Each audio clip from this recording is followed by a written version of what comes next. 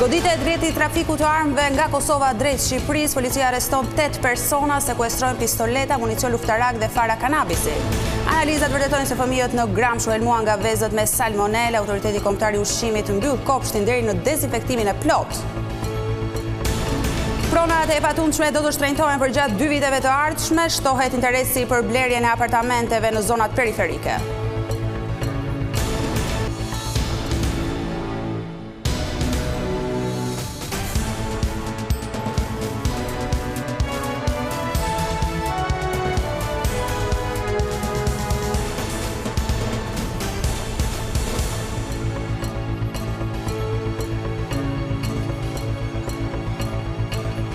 Përshëndetje nderuar teleshikues, ky është edicioni informativ i lajmeve këtu në televizionin kombëtar Vision Plus. Një tjetër rast i trafikut të armëve nga Kosova drejt Shqipërisë u godit nga policia e kryeqytetit. 8 persona u arrestuan ndërsa u sekuestruan armë, kryesisht pistoleta dhe municion luftarak. Operacioni u finalizua pas disa muaj shetime me metoda speciale nëpërmjet blerjes së simuluar të armëve nga agjentët të infiltruar. Policia, tok! Këto janë momentet kur agjentët e antitrafiqeve në Tiranë ndërhyjnë dhe arrestojnë disa persona të akuzuar për trafik armësh. Operacioni i koduar Puzzle, i cili nisi hetimet 5 muaj më parë, u finalizua me prangosjen e 8 personave të cilët sipas policisë për një kohë të gjatë dyshohet se ishin përfshirë në trafikun e armëve nga Kosova drejt Shqipërisë. Dokumentimi në këtë veprimtari kriminale për të arrestuarit u bë përmes metodave proaktive ku përfshihen përgjimet, por edhe blerjet e realizuara nga agjentët e antitrafiqeve të Tiranës duke ushtirur si persona që interesohen për pistoleta të modeleve të fundit. Grupi kriminal i sillte armët nga Kosova me makinat të rastit, por dyshimet janë edhe për përdorim të autobusëve të linjave. Pistoletat e kapura shiteshin në Tiranë, Shkodër, por edhe në qytete të tjera ku çmimet varionin nga 1.500 deri në 2.500 euro. Nëse pistoletat shiteshin me silenciator, çmimi shkonte deri në 3.000 euro. Operacioni për arrestimin e trafikantëve të armëve u zhvillua në 2 lokale, në Vorë dhe Laprak. Në hetimet e deritanishme, hetuesi dyshojnë se grupi ka një bazë në Burrel për të cilën vijojnë kërkimet. Në total, në këtë grup kriminal janë identifikuar 12 persona, 8 prej tyre janë kapur në operacionin e kësaj të premteje. 2 shtetas të Kosovës, Altin Pajaziti dhe Kadri Prushi, u prangosën në muajin prill, ndërsa 2 persona të tjerë janë ende në kërkim. Në total, blut kanë sekuestruar 14 armë zjarri, 12 pistoleta, njëra prej tyre me silenciator dhe 2 automatik, 2077 fara kanabisi, krehra dhe municion luftarak, 3 automjete dhe 8 celular. Armët do të dërgohen në laborator për të parë nëse janë përdorur më herët në krime të tjera. Abeli Posaçëm rrëzoi kërkesën e të arrestuarit Florenc Çapja për të lënë qelinë e paraburgimit. Ai është vënë në izolim për tentativën e vrasjes së Sokol Sanxhaktarit. SPAK pretendon se Çapja ka krijuar kushtet për të ekzekutuar Sanxhaktarin, ndërsa vetë ai thotë se akuza është ngritur vetëm mbi bazën e deklarimeve të rreme të Nuredin Dumanit. Florenc Çapja u ekstradua vetëm pak javë më parë nga Dubai. Mbi të rëndon edhe dënimi i përjetshëm i dhënë për porositjen e vrasjes së Babe Bir Nezir dhe Gentian Beqiri në vitin 2012, krim të cilin e zbuloi ekzekutori i tyre Erviz Bardhi, tashmë bashkëpunëtor i drejtësisë.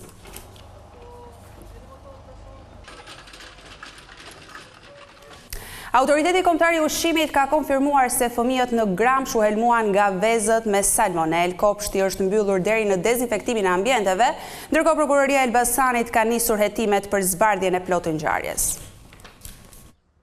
Helmimi i 17 fëmijëve në Gramsh disa ditë më parë rezulton se ka ndodhur për shkak të konsumimit të vezëve me salmonel.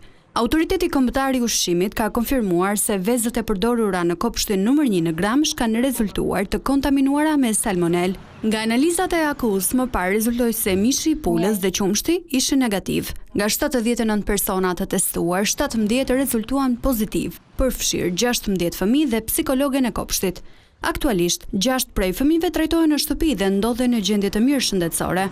Gjithashtu, autoriteti kombëtar i ushqimit ka pezulluar aktivitetin e kopshtit deri në përfundimin e dezinfektimit dhe analizave. Prokuroria e Elbasanit nga ana tjetër ka nisur hetimet për zbardhjen e rrethanave të infektimit. Në reagimin e saj, Bashkia e Gramshit sqaroi funksionimin e regjimit ushqimor në kopsht dhe shprehu kujdesin ndaj shëndetit të fëmijëve. ndërkohë që kërkoi zbardhjen e rrethanave nga institucionet përkatëse. Skandalisti salmonelës në kopshtin e fëmijëve në Gramsh u identifikua një javë më parë kur disa fëmijë shfaqën simptoma të njëjta të sëmundjes, duke nxitur kështu dyshime tek mjekët, të cilët kërkuan analiza të mëtejshme nga ISHP. 1000 fidan kanabis janë gjetur në fshatin Libofsh të Fierit dhe janë zgjestuar nga policia në kuadër të një operacioni antidrog. Pas kontrolleve të territorit dhe me dron, efektivët kanë zbuluar një parcel në këtë fshat ku një 63 vjeçar kishte mbjell bimët narkotike. Menjëherë policia ka vënë pranë nga 63 vjeçarin, ndërkohë që vijon puna për identifikimin e personave të tjerë që mund të jenë implikuar në këtë veprimtari kriminale. Gjithashtu vijojnë kontrollet për zbulimin dhe goditjen e rasteve të tjera të kultivimit të lëndëve narkotike në të gjithë territorin e vendit.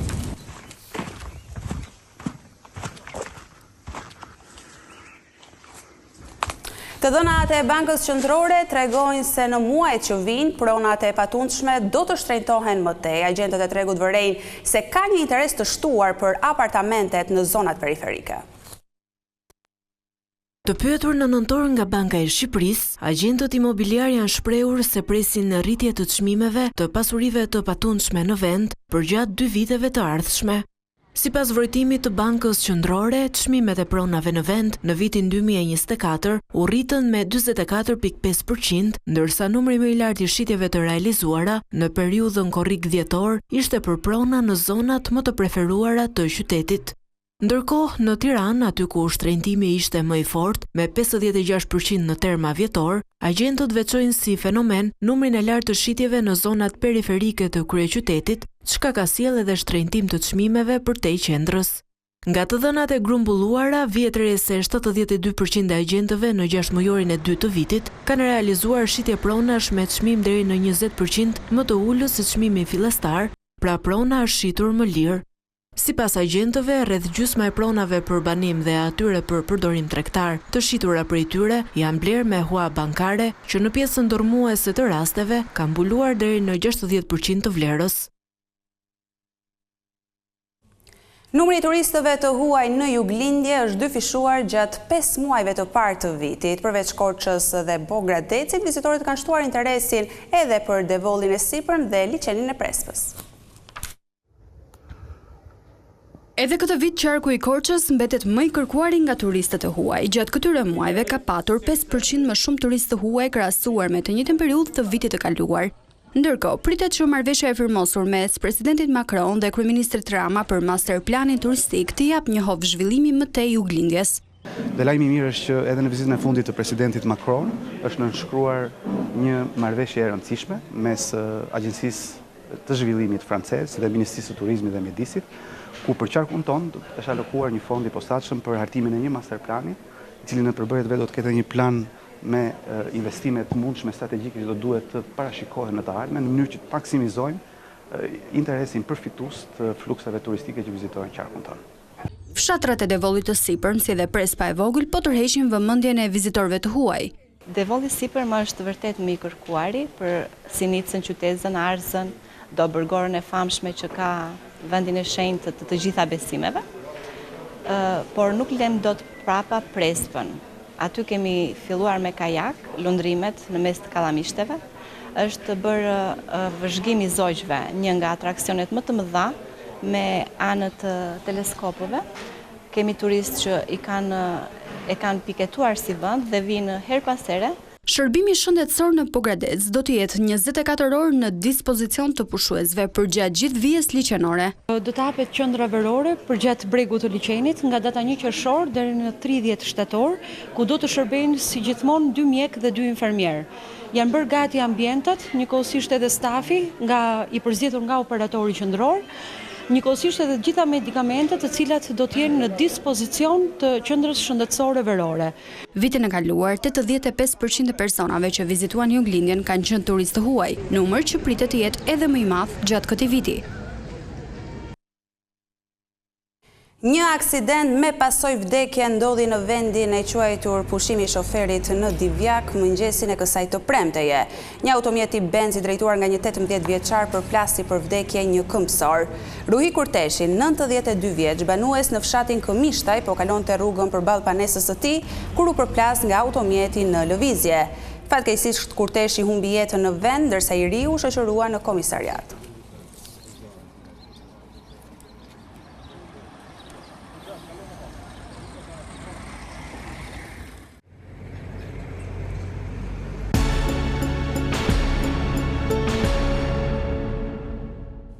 Sali Berisha vijoi akuzat në Edi Ramës që sipas tij përdori bandat kriminale edhe në Tiranë. Kreu-demokrat foli për të ashtu quajturën hakmarrja për drejtësi, për të cilën tha se ka informuar edhe ndërkombëtarët. Kryetari i Partisë Demokratike Sali Berisha vazhdoi betejën e përditshme për të bindur opinionin brenda dhe jashtë vendit se procesi 11 majit ishte farsë elektorale. Gjatë një komunikimi me gazetarët, Berisha deklaroi se edhe në Tiranë u shtrua presion mbi zgjedhësit nëpërmjet bandave kriminale. Hakmarrja për drejtësi është një bandë me degën e saj të fuqishme në Tiranë, pavarësisht se tani për tani headquarterin e ka në Lushnjë, por në Tiranë janë eksponent kryesor të saj ndër të cilët dabullët, segmentet të bandës Shullazit dhe bandit të tjerë janë marrë ditë e natë me kërcënimin e votuesve dhe blerjen e votave. Berisha sqaroi se Partia Demokratike po shpërndan tek faktorin ndërkombëtar raportin e dytë për procesin e 11 majit, duke përsëritur se këto zgjedhje nuk do të njihen. Partia Demokratike deklaron se nuk jep kurrë të farsë elektorale, farsa më shëmtuar e zhvilluar që nga rënja e perdes hekur gjerë sot në Europë. Ndërkaq Berisha mbështeti kërkesën e kandidatëve të Partisë Demokratike për rinumërimin e votave.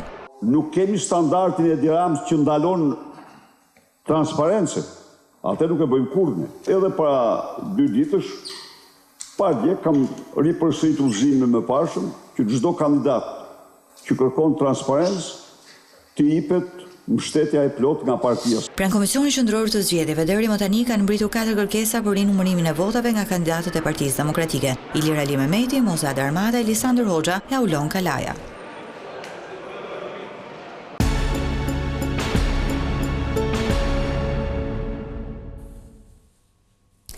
Serbia akuzon ndërkombëtarët se nuk po reagojnë teksa Kosova mbyll institucionet në veriun e vendit. Presidenti Aleksandar Vučić thotë se me bekimin e Perëndimit, Albin Kurti synon të largojë serbët nga tokat e tyre shekullore. Presidenti i Serbisë Aleksandar Vučić ka akuzuar Perëndimin se po herë sa i përket mbylljes së institucioneve dhe objekteve në veriun e Kosovës që funksionojnë sipas sistemit serb. Në një intervistë për televizionin publik të Serbisë, Vučić tha se zhvillimet e fundit dhe incidentet në Kosovë tregojnë se këto janë veprime të organizuara nga Prishtina me ndihmën e heshtjes kumbuese të komunitetit ndërkombëtar të udhëhequr nga shtetet perëndimore. Ata po heshtin sepse shpresojnë që në heshtje populli serb të dëbohet nga tokat e tyre shekullore në Kosovë. Në të njëjtën kohë, kjo situatë po shkakton ankth e disa aktorë politik në Perëndim dhe në lindje, që është një dhimbje koke shtesë për kryeministrin në detyrë të Kosovës, Albin Kurti, dhe këtë në kuptimin politik duhet ta shfrytëzojmë. Kosova nisi mbylljen e institucioneve serbe në fillim të vitit 2024. Fillimisht u mbyllën organet e përkohshme komunale, Posta e Serbisë, Fondi për Sigurim Pensional dhe Shëndetësor, qendrat për punë sociale, ndërmarrjet publike dhe institucionet e ngjashme. Më pas ka vazhduar mbyllja edhe e objekteve të tjera që funksionojnë sipas sistemit të Serbisë, përfshirë edhe salla sportive, biblioteka e qytetit, muzeu i qytetit në Mitrovicën e Veriut e të tjera. Kosova i konsideron këto institucione të palishme dhe paralele. Faktori ndërkombëtar vazhdimisht e ka kritikuar Prishtinën për veprime të pakoordinuara në veriun e vendit sa i përket mbylljes së institucioneve.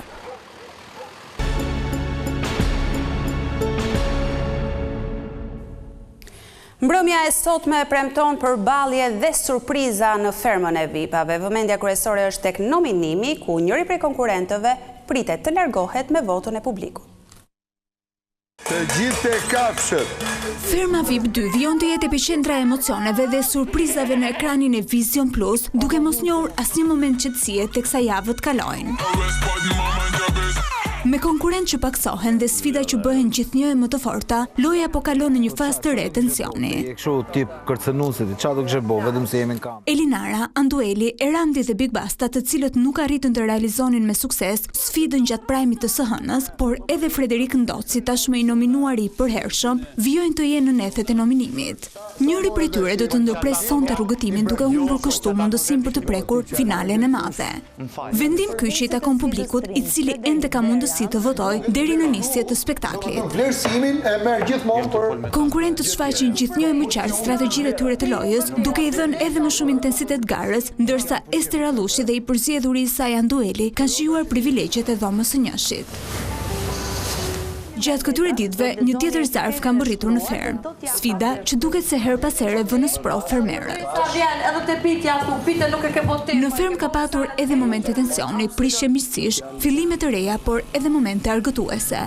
Zhvillimet e fundit që kanë shtuar tensionet në ferma VIP 2, por edhe shumë momente të tjera do të diskutohen sonte në mbrëmje, duke nisur nga ora 21 në ekranin e Vision Plus, si dhe në 2 kanalet dedikuara të platformës Stream.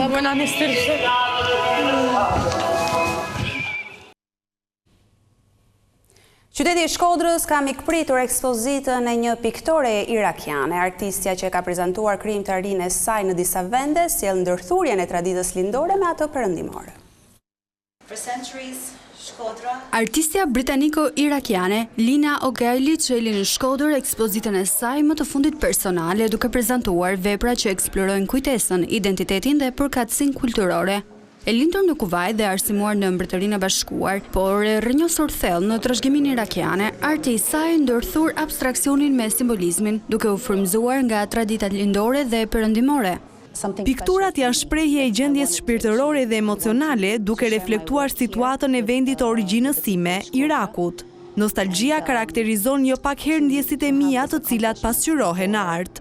Mesazhet e ekspozitës janë të hedhim një hap pas nga jeta, të fokusohemi në botën e brendshme, të largojmë veten tonë nga shpërshëndrimet e përditshme. Ka shumë për të mësuar nga jeta, por ne duhet t'i japim kohë vetes sonë. Me 12 ekspozita personale dhe mbi 50 ekspozita ndërkombëtare në grup, vepra e saj vazhdon të lidh kultura të ndryshme, këtë herë duke ardhur në Shkodër. Elina erdhi si një surprizë, gati me një lloj turri këtu në galeri dhe ne mbetëm pak të habitëm sepse nuk po kuptonim këtë lloj sjelljet, por kur pa me ekspozitën e hapur, kur pa me punët e vendosura bashkë me Sidritin edhe me Besin, koleg, pra një gjithë galeria, qëndrum pak të habitëm dhe kuptuam mirëfilltazi se kena të bëjmë me një energji në një personit i cili ka një dëshirë të pashmangshme me na tregu historinë e origjinës vet, dhe sidomos kjo origjinë vet bashkëton me kulturat e tanishme. Lina është thellësisht angazhuar me trashëgiminë kulturore të vendit të saj dhe përdor artin si një mjet për të krijuar ura dhe lidhur komunitetet në Shqipëri dhe Ballkan.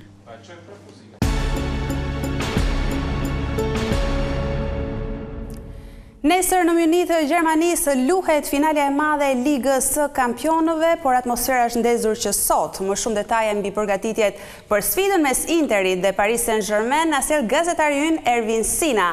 Ervin, përshëndetje. Përshëndetje nga Olympia Stadium në Munich, aty ku do të sjellim për ju për Vision Plus informacionet më të fundit në lidhje me atmosferën e prag finales vitit mes Paris Saint-Germain dhe Inter. Ervin, ndodheni në qytetin e finales së vitit në futbollin evropian, po si është atmosfera një ditë para finales aty në Munich? Është një atmosferë fantastike, kuptohet, interesi është maksimal për super sfidën mes Paris Saint-Germain dhe Inter. Ju keni mundësi ta ndiqni në Tring dhe Vision Plus nesër, duelin e madh të vitit mes Paris Saint-Germain dhe Inter, por ndërkohë prag sfida është po kaq e zjarrt, është një qytet fantastik Munichu. Një kohë e mrekullueshme që i ka dhënë mundësi edhe bavarezëve vet, gjermanëve në tërësi, por patjetër edhe tifozëve të dy ekipeve të cilat kanë mbërritur 24 orë përpara në qytet që ta shijojnë në maksimum prag sfidën në Munich. Unë aktualisht, sikurse edhe mund ta shihni pas meje, është trofeu më i lakmuar i klubeve në botë, është trofeu i UEFA Champions League. Aktualisht UEFA përmes organizimeve të veta këtu në Olympia Stadium, në zonën e stadiumit vjetër të qytetit të Munichut, është organizuar një fan zone i madh, ka zona të ndryshme për grup mosha të ndryshme. Mes tyre është dhe një radhë e gjatë, një radhë shumë e gjatë për ata të cilët dëshirojnë të bëjnë foton me trofeun më të lakmuar, ai i cili nesër në mbrëmje do të jetë pjesë arenës do të thoja të gladiatorëve në Allianz Arena, në një stadium i cili do të mirëpres duelin mes Paris Saint-Germain dhe skuadrës Interit. Në këtë fan zone, në pjesë të ndryshme të Olympia Park Stadium, janë të vendosur, sikur se thash, aktivitetet të ndryshme, janë me mira tifozët, të cilët janë aktualisht këtu. Në fakt është një hapësirë e konsideruar pjesë e familjes e UEFA Champions League për gjithë qytetarët, nuk është vetëm për tifozët, por është një zonë ku bashkë me familjen, gjithë ata të cilën duan të shijojnë disa orë mes aktiviteteve të ndryshme në prag finales mund vinë këtu dhe ta bëjnë një gjë të tillë. Nga ana tjetër do thoja që edhe në qytet në Marienplatz ishim pak më herët për të parë dhe aty atmosferën, edhe aty një atmosferë shumë e bukur, kanë britur tifozët e parë italian, Milano është 5-6 orë larg, kështu që është facilitet i madh prania e tifozëve italian në këtë qytet i cili në tërësinë e vet ka 30.000 italian që janë rezident këtu, ndaj dhe Muniu, ndryshe nga qytetet e tjera të Gjermanisë, konsiderohet mjaft familjar me italianët, kanë marrë shumë prej tyre, kanë marrë dashurinë edhe për ushqimin, kanë marrë edhe dashurinë për jetën, po themi, jetën allegro, jetën e mbrëmjes, ndaj është një atmosferë shumë e bukur. Nuk e di nëse keni pyetje të tjera, përpara se unë ta afroj pak edhe cila është agjenda e sot me skuadrave përpara duelit të madh Paris-Inter të ditës së shtunë? Të dy ekipet kanë britur në Muni, kuptohet, dhe sonte do të zhvillojnë stërvitjen e fundit. Në orën 16:45 është konferenca për shtypje Simone Inzaghi bashkë me dy lojtarët e Interit. Pastaj skuadra e Interit do të zbresë të fushën e lojës në Allianz, në stadiumin e madh të finales, do të kryejë stërvitjen e fundit skuadra e Interit, ndërkohë që pastaj është radha e Paris Saint-Germain. Në orën 19 do të ketë konferencë për shtyp trajneri Luis Enrique bashkë me dy lojtarë dhe pastaj është radha e stërvitjes së fundit të skuadrës së Paris Saint-Germain. Kjo është agjenda sa i takon prekjes së fundit të barit sot nga lojtarët e dyja skuadrave në Allianz, aty ku nesër do të luhet dueli i madh mes Paris Saint-Germain dhe Inter. Ndërkohë Sina mund të afrosh edhe kamerën te trofeu dhe të falenderojmë për gjithçka. Patjetër. Nëse mund ta tregosh pak atmosferën live në ekranin e Vision Plus. Atëherë, kjo është atmosfera live, këtu jemi në Olympia Stadium, në ambientet e Olympia Stadium. Kjo është vetëm hyrja e fanzonit, ndërkohë që këtu jemi pikërisht në momentin kur tifozët e të dyja skuadrave vinë për të bërë foto me trofeun e rëndësishëm të UEFA Champions League. Ky është trofeu më i lakmuar i UEFA Champions League, ndërsa ky është i tifozi i Interit që kërkon që këtë moment natyrisht edhe live në Vision Plus ta adresoj, pa e ditur se kujt televizioni përkasim, ta adresoj me ne. Ja, ky është trofeu më i lakmuar që nesër do të jetë pjesë e emocioneve të cilat do të përcillen vetëm në platformën Tring dhe në Vision Plus. Nuk e di, pastaj mund të shikoni edhe radhën. Kjo është radha e krijuar për të bërë një foto me trofeun real. Ky është trofeu që do të shpërndahet nesër. E përsëris këtë. Këto janë bluzat e Paris Saint-Germain, ndërsa këtu jemi me bluzën e skuadrës Interit. Ja ku jemi pikërisht në këto çaste, ju kërkoj ndjesë për momentet sepse duhet të lëvizim në kohë reale. Falenderojmë Sina për gjithçka. Ky është plani. Ky është tjetër tifoz i skuadrës Interit. Nuk e di nëse keni pastaj të tjera pyetje për të ndarë me ne. Sina, të falenderoj për gjitha informacionet. Ajo që do të veçoja. Pritet të shihet tani se do ta fitoj trofeun e madh midis Paris. Kjo ishte gjithçka e përgatitur edhe për këtë edicion informativ. Falenderoj për vëmendjen tuaj. Bashkë ndajemi këtu.